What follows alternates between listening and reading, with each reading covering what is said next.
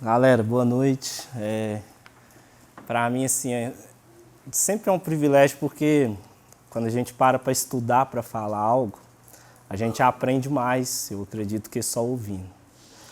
Mas eu falo assim, não é brincando, que para mim é sempre um desafio.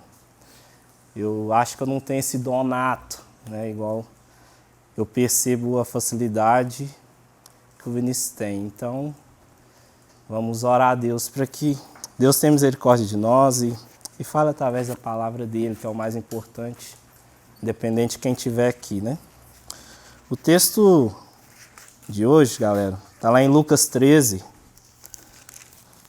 Evangelho de Lucas, capítulo 13, a partir do versículo 10.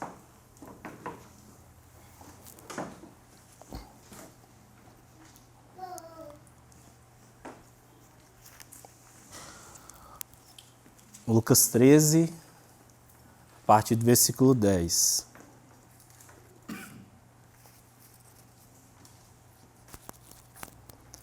Diz assim: certo sábado, Jesus estava ensinando numa das sinagogas, e ali estava uma mulher que tinha um espírito que a mantinha doente havia 18 anos. Ela andava encurvada e de forma alguma podia endireitar-se. Ao vê-la, Jesus chamou-a à frente e lhe disse: mulher, você está livre da sua doença. Então lhe impôs as mãos e imediatamente ela se endireitou e passou a louvar a Deus. Indignado porque Jesus a havia curado no sábado, o dirigente da sinagoga disse ao povo: há 6 dias em que se deve trabalhar.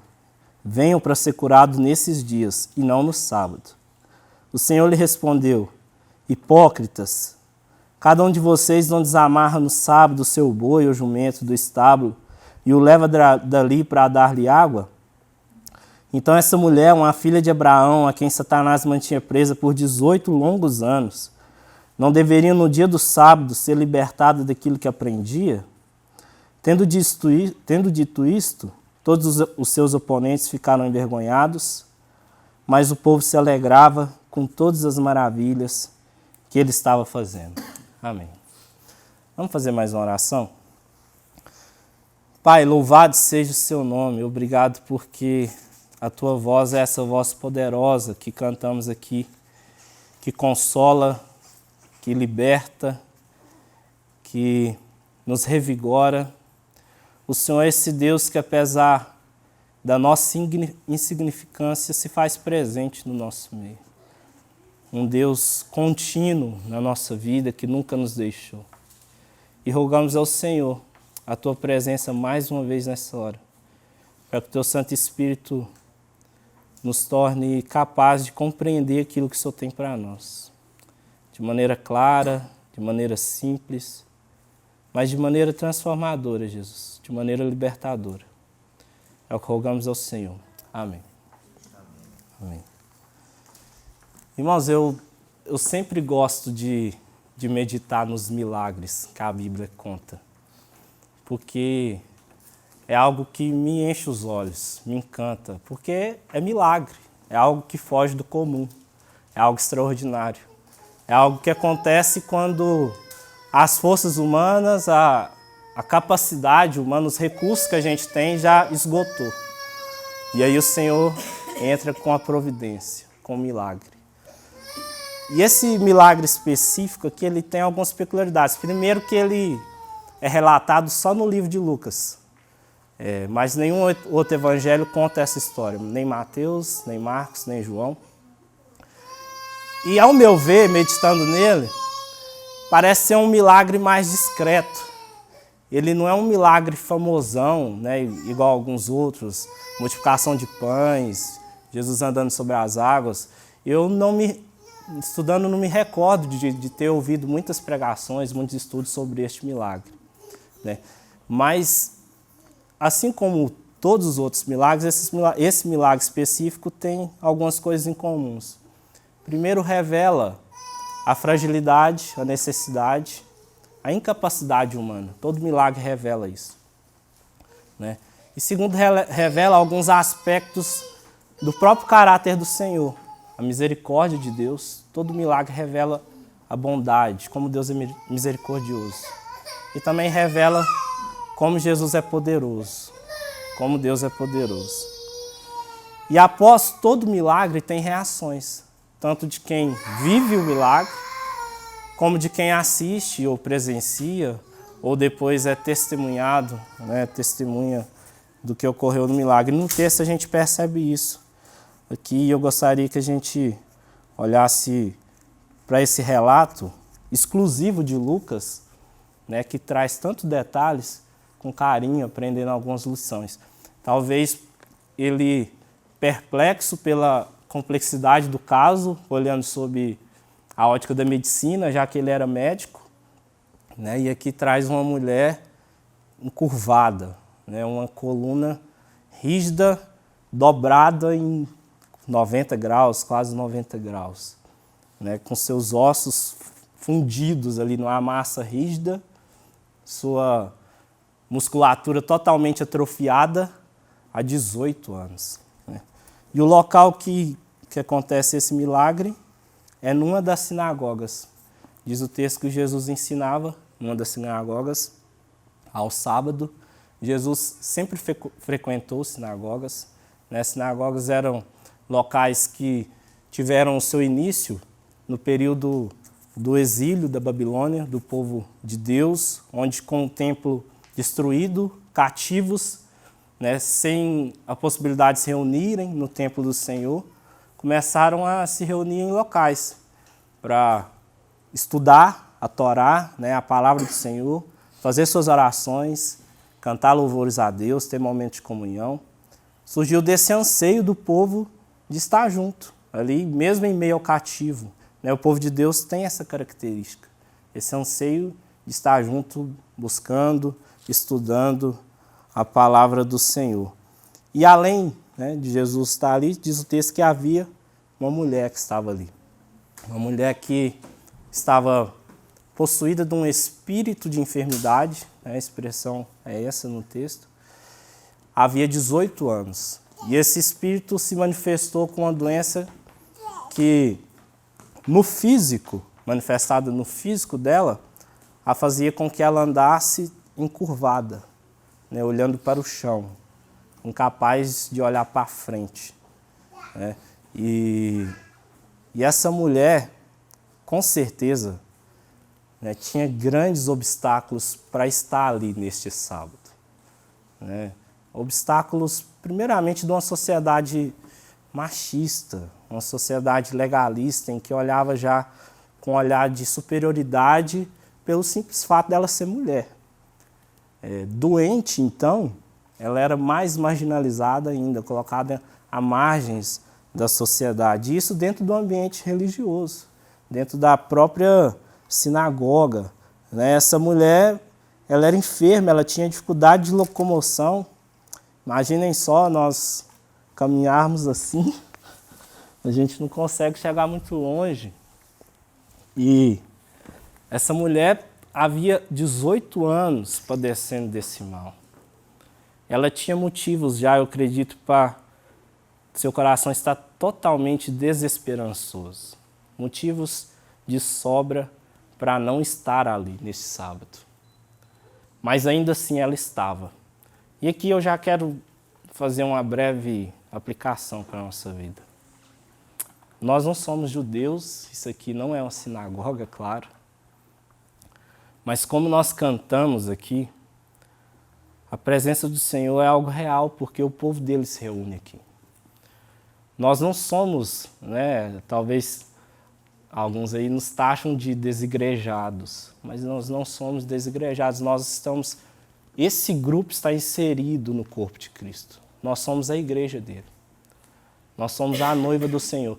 E aqui, né, começou numa garagem, começou numa casa, numa sala, e onde nós estivermos daqui 6 meses, 1 ano, vai ser casa de Deus, porque nós estamos aqui.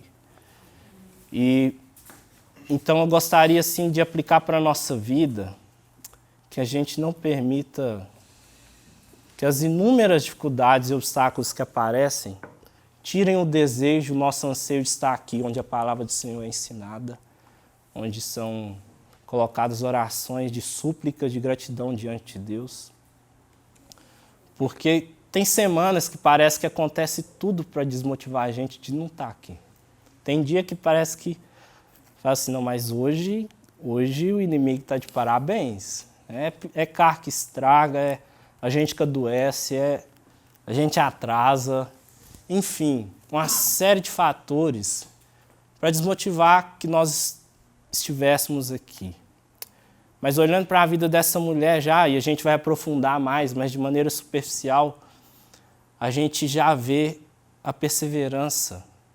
E a perseverança dela em querer estar, mesmo num ambiente que ela não era bem-vinda, mas a palavra do Senhor era anunciada, onde orações eram feitas, onde havia comunhão, trouxe a ela, depois de 18 anos, a transformação da sua vida com o encontro com Jesus.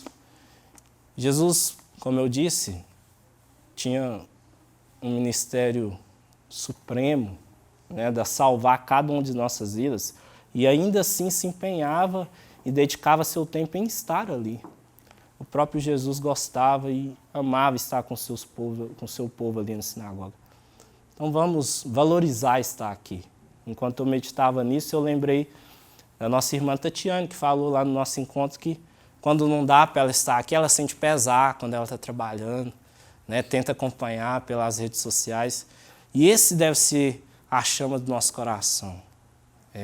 Fazermos realmente esforço em estar aqui, porque quando a gente se reúne com o povo de Deus, quando a palavra do Senhor ela é falada, estudada, anunciada, ela por si só tem poder para transformar nossas vidas, tem poder para... É o que nós cantamos, a voz do Senhor para trazer ânimo, para trazer perdão, para curar nossas feridas, né? Para trazer esperança numa semana que às vezes foi difícil, para trazer cura para as nossas enfermidades. Mas vamos aprofundar um pouquinho mais na vida dessa mulher. Diz o texto que essa mulher padecia de uma cadeia, né, de uma opressão maligna que se manifestou fisicamente encurvando a sua coluna por 18 anos. Mais para frente no texto, Jesus vai dizer que ela era uma filha de Abraão. E eu fiquei pensando que essa filha de Abraão, ela era impossibilitada de fazer como Abraão fez. Sair para fora de sua tenda, olhar para o céu, ver as estrelas, ver a imensidão, a quantidade numerosa das estrelas e se sentir parte dessa promessa, dessa descendência, né, que é tão numerosa. Essa mulher só via seus pés e recebia de volta poeira no rosto. Andava agachada. Com certeza, a dor não era só na coluna, né? Afetava os músculos das suas pernas, a cabeça, a pressão sanguínea de você ficar encurvado, 18 anos. A dificuldade de se alimentar, né? A dificuldade de você beber água. Né? Ela precisava de canudinho ou de uma bacia, de uma mão para pegar. O simples fato de emborcar a cabeça para beber água com copo, ela era impossibilitada. Né? Ela, com certeza, queridos, tinha dificuldade de dormir. Né? Não há posição cômoda para dormir quando você está com a coluna encurvada à frente. Sentar, então, nem se fala. Né? Vai sentar assim. Mas essa doença que ia destruir, essa cadeia que ia padecia fisicamente, com certeza afetava todas as áreas da sua vida.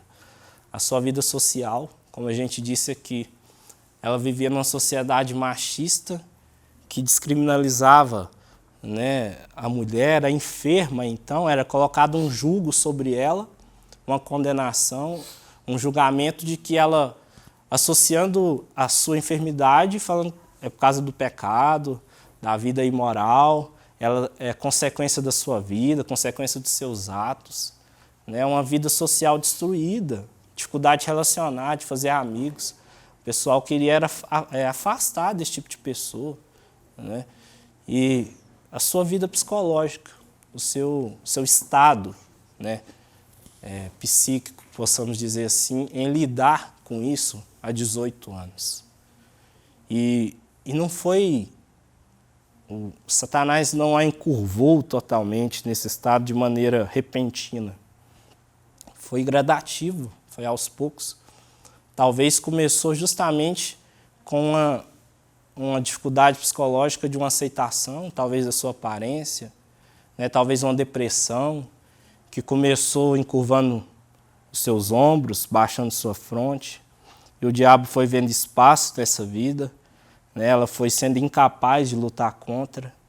E Satanás foi construindo essas cadeias, pouco aos poucos, dobrando a sua coluna, ao ponto de tornar-se uma massa rígida, que diz o texto que ela era incapaz de se erguer. Esse termo nos remete à ideia de que ela tentou de várias formas, com suas forças, tentou às vezes com a ajuda limitada da medicina da época, né? E ainda hoje, né, casos de coluna assim são muitos casos irreversíveis diante da medicina, né?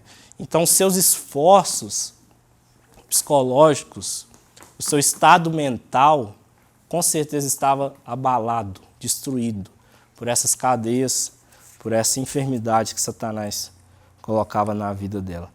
E diz o texto que o estado dessa mulher era isso há 18, a NVI vai dizer mais para frente, Jesus falando, 18 longos anos. E eu fiquei pensando nesses longos anos porque o tempo é igual para todo mundo, depende, né? Porque 18 anos é 18 anos para todo mundo, mas o estado que a gente se encontra, a nossa percepção do tempo, se ele passa, né, de maneira veloz, breve, ou se ele é arrastado, se ele é demorado, se ele é longo, está totalmente ligado à nossa condição externa, ao que a gente está passando, ao que a gente está vivendo, né? Nós comemoramos há pouco tempo o nível da Mari, e talvez ela olhou para a sua vida, nossa, mas eu já estou fazendo 30 anos, passou tão rápido. Eu olho para a vida da Heloísa, né? Parece que foi ontem que a Sinara me deu a notícia que ela estava grávida, né? E já tem 1 ano e 7 meses. Passa rápido. Nesse mesmo dia que ela me contou, eu descobri que 5 minutos numa fila esperando uma água pode parecer 5 anos. Para lavar os olhos com pimenta é muito tempo, gente.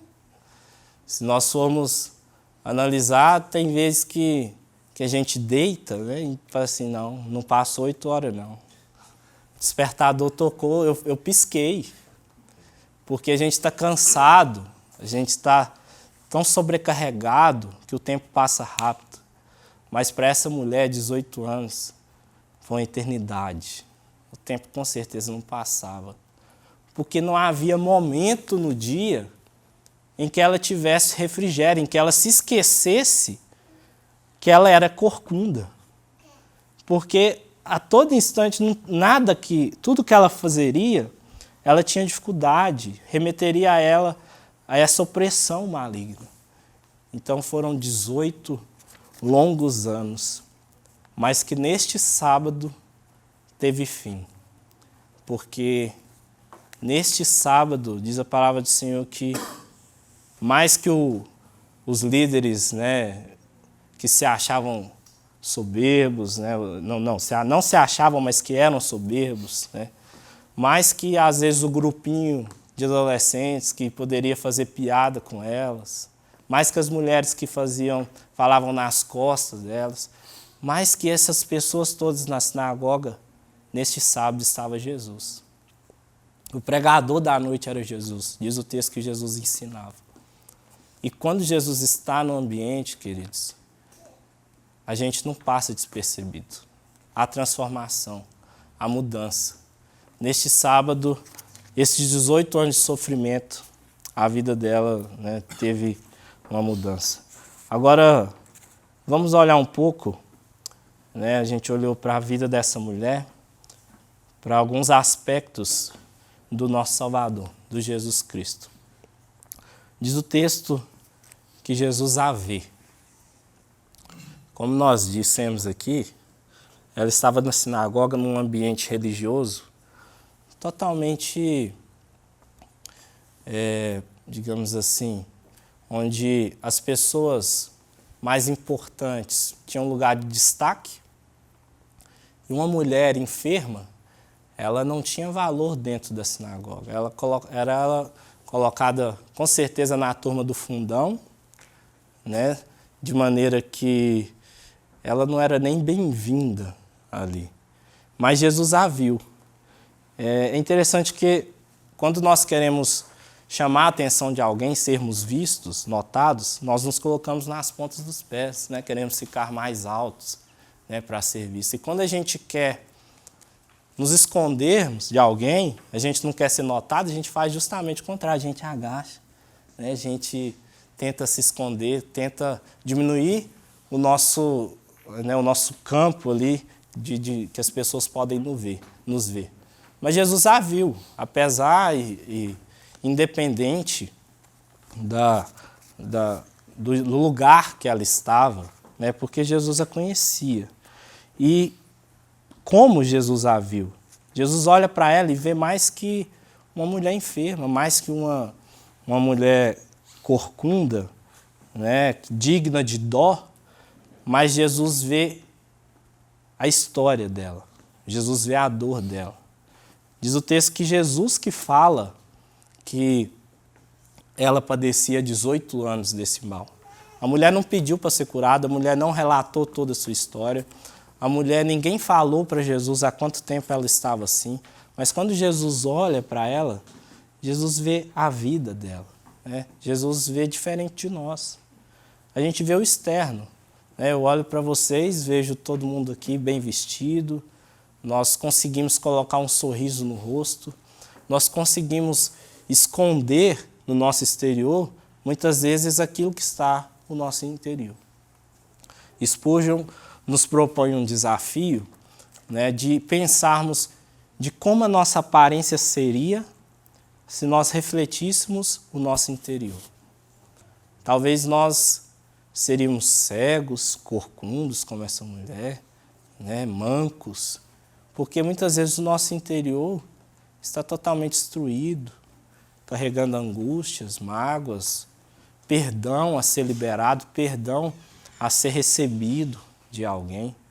Nós, olhando para a palavra do Senhor, né, no livro de Samuel tem a história quando Deus levanta Samuel para ungir um dos filhos de Jessé, a rei do seu povo, e ele chega e ele vai trazendo para ele. Traz o mais forte, traz o mais sábio, o mais veloz, o mais velho, traz 7 filhos, né? E o profeta diz, não é nenhum desses aí não. Acabou os filhos? Não, tem mais um, tem um mocinho novinho. Então ele manda buscar Davi, um pastor de ovelhas, aquele que diante dos olhos dos homens era totalmente improvável, né? Novo, ruivo, franzino, e Deus fala para o profeta, é esse, unge esse rei. Porque Deus vê o exterior, Deus vê diferente de nós. Deus vê mais que a casca.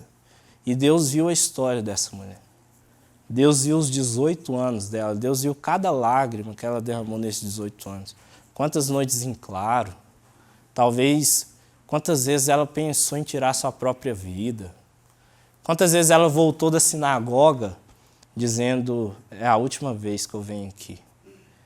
Esse esforço todo em estar aqui não está valendo a pena. E Jesus então a vê com esses olhos tão íntimos, né, tão poderosos, né, conhecendo a história dela, conhecendo o sintoma e a causa do problema dela.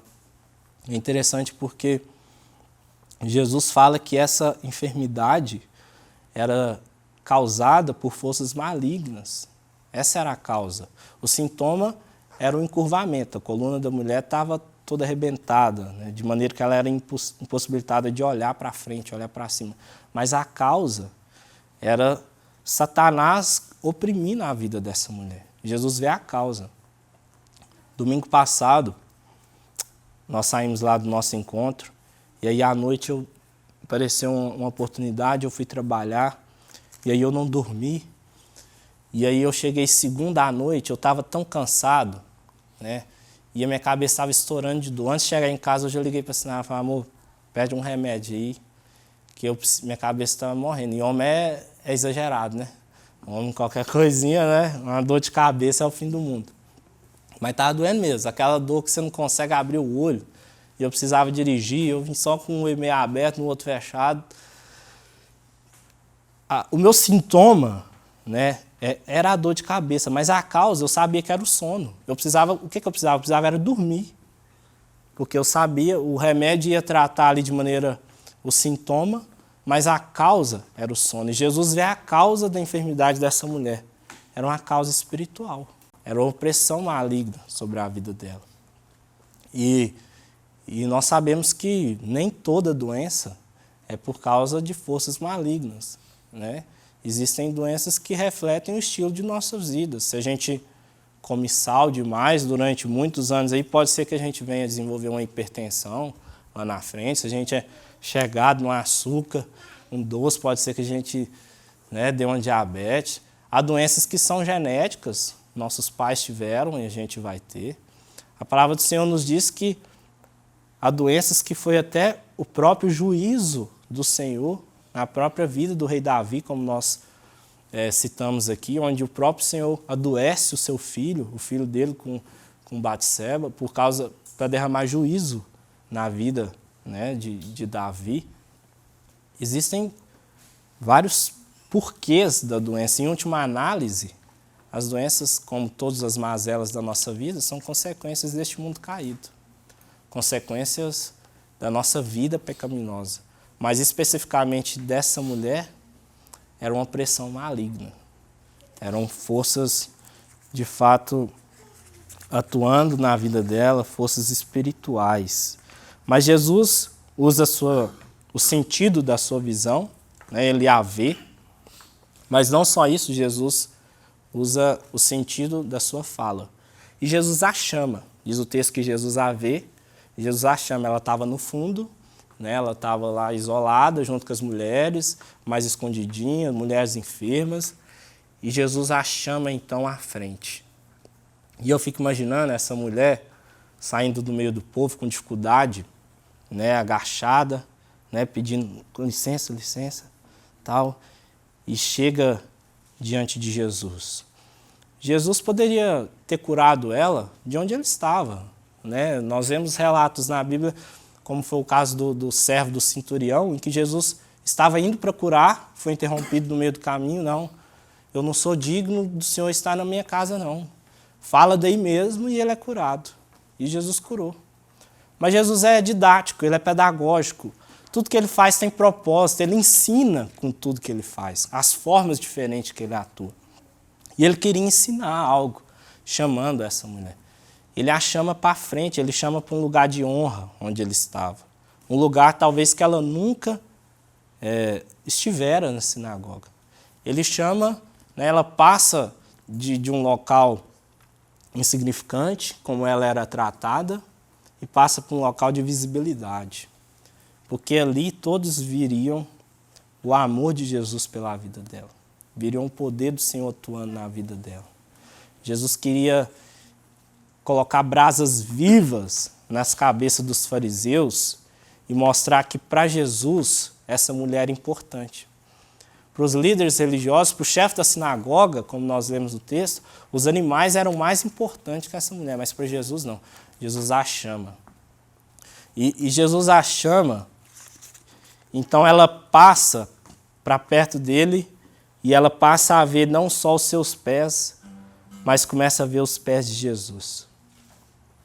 Então Jesus fala, mulher, fica livre, seja liberta da sua enfermidade.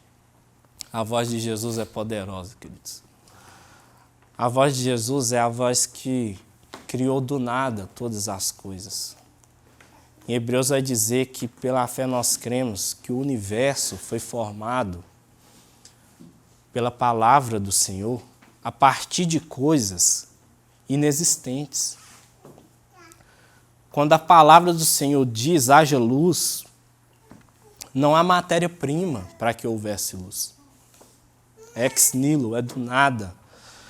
Quando Jesus fala, meus queridos, Ele é poderoso para criar e Ele é poderoso para ter domínio sobre as coisas que Ele criou.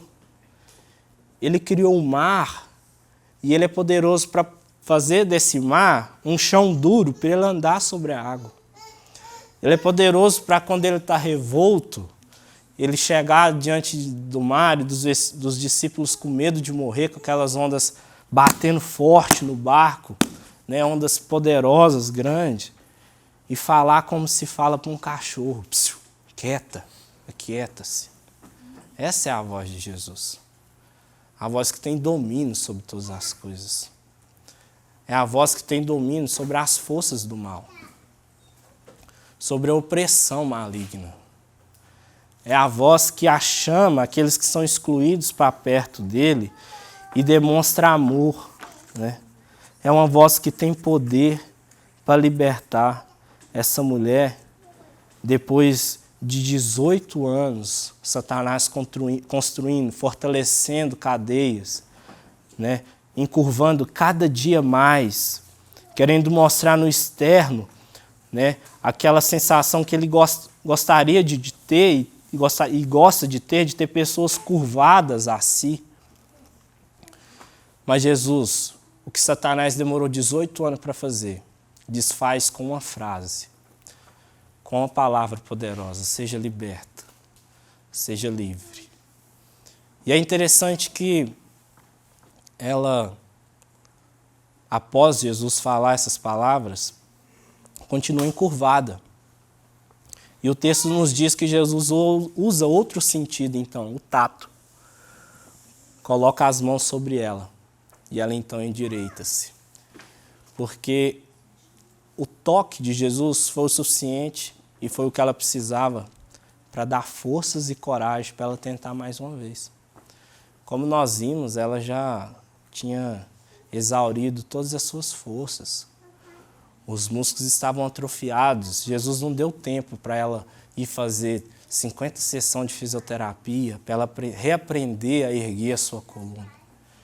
Então Jesus coloca a mão sobre ela e isso lhe dá coragem, lhe dá força para tentar mais uma vez e dessa vez conseguir erguer a sua coluna. E eu fico imaginando, queridos, depois de 18 anos, olhando para a terra, para pés, recebendo poeira no rosto, o primeiro rosto que ela vê, os primeiros olhos que ela vê depois de 18 anos, é o rosto de Jesus. O rosto daquele que com a palavra e com o toque libertou a sua vida dessas cadeias. Isso imediatamente gerou uma reação no coração dela. E diz o texto que ela começou a louvar o Senhor.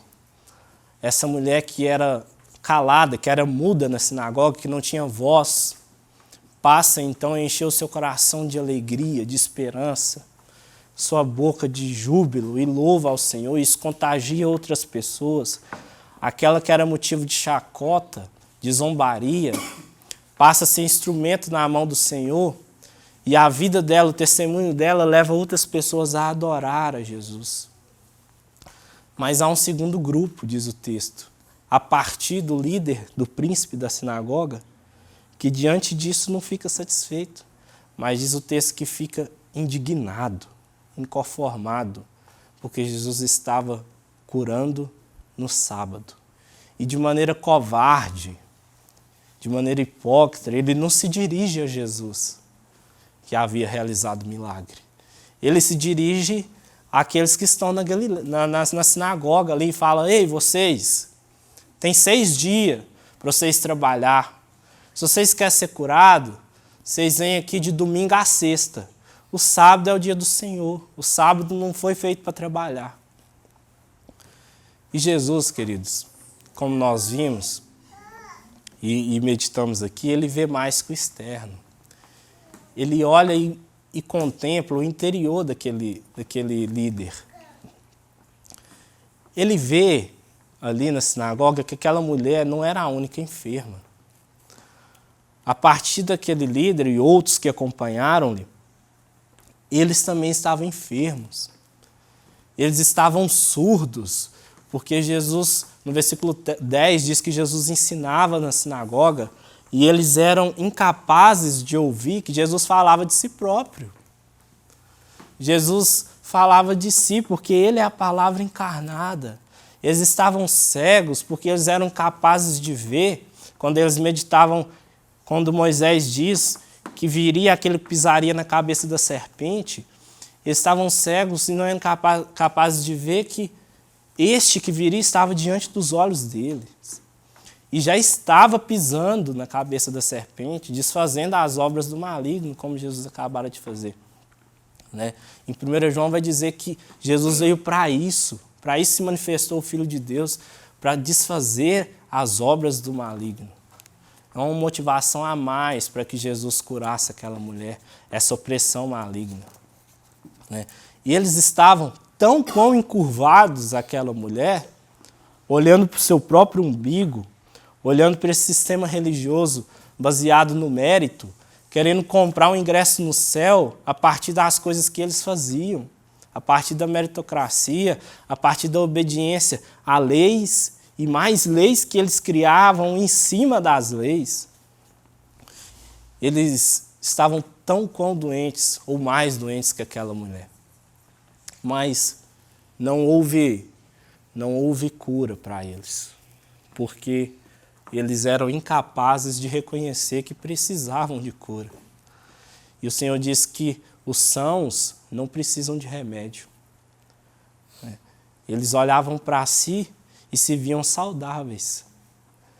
Jesus, conhecendo-os, fala assim, ó, seus hipócritas, eu amar essa mulher no dia do Senhor, o Senhor é amor, eu amar essa mulher bem no dia do Senhor, eu não posso. Agora vocês, no dia do Senhor, tirar o cavalo, o jumento, o boi de vocês, levar para beber água, cuidar deles, isso pode. Porque eles davam mais valores a seus animais do que a vida dessa mulher. Eles conseguiam enxergar nos animais uma utilidade. Vou vender, vou fazer dinheiro, vai servir para carregar minhas coisas, vou comer esses animais. E para o olhar deles, essa mulher era imprestável, não tinha nada a oferecer. Então eles ficam indignados com o que o Senhor Jesus faz aqui no dia do sábado. Então Jesus refuta, mostrando o interior podre, mostrando que eles estavam enfermos. E então diz o texto que eles ficam envergonhados. A indignação associa-se agora com a vergonha.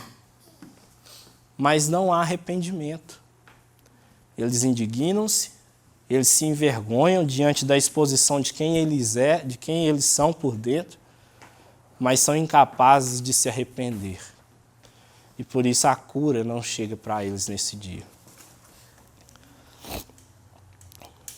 Pelo contrário, a reação dessa mulher e dos outros é louvar o Senhor. E eu queria pensar algumas coisas para a nossa vida, sabe? A respeito do que essa mulher viveu e do que Jesus fez com ela. Eu realmente, como nós dissemos aqui, nós somos limitados, a gente não consegue enxergar, eu não consigo enxergar como você está de verdade. A gente tem esse costume de perguntar, e aí, como é que você está? E a nossa resposta é meio que automática, eu estou bem, e você? Mas às vezes a gente não está bem. E quando a gente recebe essa resposta, não estou bem não, a gente nem sabe o que falar. A gente está tão acostumado a conviver com as pessoas falando que estão bem, que a gente fica sem reação, fala assim, mas como assim você não está bem? O que aconteceu? O que está acontecendo? E talvez, de maneira imperceptível, o nosso coração dia a dia tem curvado a nossa coluna para as coisas dessa terra. Às vezes, a nossa insatisfação com o nosso corpo, com a nossa aparência. Às vezes um anseio demais pelas coisas daqui, olhando para a terra, querendo desfrutar o melhor daqui, ganhar dinheiro aqui, ter o sucesso, sabe? Ter uma grana boa. E às vezes isso tem nos impedido de olhar para o alto e de lembrar que a gente está aqui de passagem. De olhar para o alto e saber que lá é o nosso lugar. Que lá vai ser eterno. Que lá as forças malignas não vai ter poder nenhum sobre as nossas vidas. Às vezes a gente está tão encurvado, né, olhando para as coisas aqui de baixo, com medo do amanhã, que a gente é incapaz de olhar para frente e saber que, como nós cantamos aqui, o Senhor nunca nos deixou. E amanhã, ainda que tenha um leão lá, amanhã é segunda-feira, tem um leão, ainda que tenha um gigante, Deus vai estar conosco. Sabe? E vai nos capacitar, como capacitou Davi, para, se preciso for, matar um leão na unha, derrubar um gigante na pedrada. E saber que a voz dele é poderosa para mudar qualquer situação da nossa vida, apesar do tempo que a gente vem sofrendo com ela. Porque tem coisas que parece que vão minando as nossas forças. A gente ora pedindo libertação, pedindo cura, pedindo transformação daquilo, 1, 2, 3, 4, 5 anos, e a gente desiste. E essa mulher estava há 18 anos, longos anos, nas mãos do Satanás, sofrendo. Mas chegou o sábado que ela encontrou com Jesus. Chegou o sábado que Jesus estava ali. Eu realmente não sei, né? Essa palavra me ensinou muito e eu acredito que pode ter alguma coisa para você. Porque eu quis não pregar ela hoje. Eu tentei fugir dela, passei mais 2 dias caçando outro texto, mas Jesus colocava no meu coração, sabe, algo, fala, não, você vai falar aquilo, mas assim, Senhor, não tem ninguém curvado lá não. O povo lá é bom da coluna, tirando Samuel. O povo lá é bom, mas Jesus falou comigo e eu gostaria que nós orássemos com essa convicção de que Jesus está aqui hoje. E Ele vê a gente. Ele vê a gente como a gente é. Ele vê a gente como a gente precisa ser visto. Ele vê mais do que a roupa, mais do que a casca. Ele vê e chama. Chama a gente como a gente está. Sabe? Jesus chamou ela ainda estava enferma. Jesus não curou ela. Eu já ouvi, né, isso já de algumas pessoas falam assim, convidar a pessoa para vir para o nosso grupo, para se aproximar de Deus. Ele, cara, eu estou precisando, mas primeiro eu tenho que ajeitar umas coisas na minha vida. Não sei se vocês já ouviram isso. E é o contrário. Jesus nos chama doentes, encurvados, e é Ele que nos endireita, sabe? Ele chama a gente torto mesmo, e é a voz dele que vai nos levantar.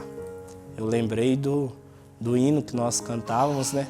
Eu venho como estou, sim, venho como estou, como eu estou, porque Jesus por mim morreu, eu venho como estou. E nós vamos orar, certos de que Ele está aqui e que a voz dele pode levantar a nossa cabeça nessa noite e curar qualquer ferida.